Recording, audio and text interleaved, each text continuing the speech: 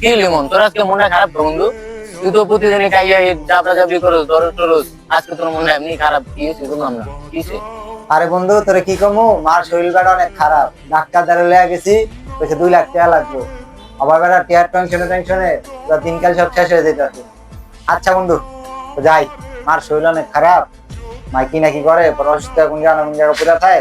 যাই বন্ধু, ভালো থাইস। আচ্ছা দেখ শুনে যাই। আচ্ছা মামা এতক্ষণ ধরে বই রইলাম, লিমনের একটা ফোন দেওয়া লাগে। ফোন দে ওরে।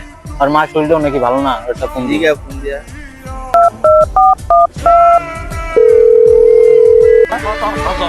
ও ইয়ামিন, হ্যালো ইয়ামিন।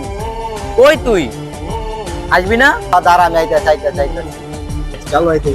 আইতাছি দাঁড়া।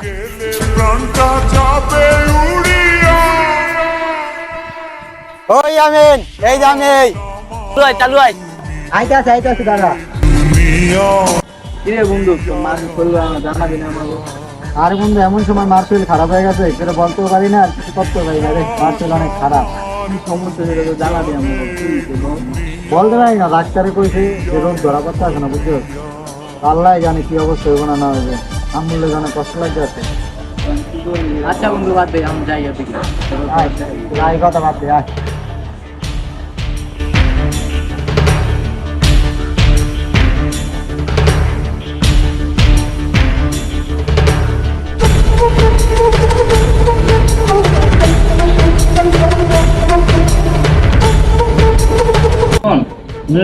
আমার নান্টির কি অবস্থা?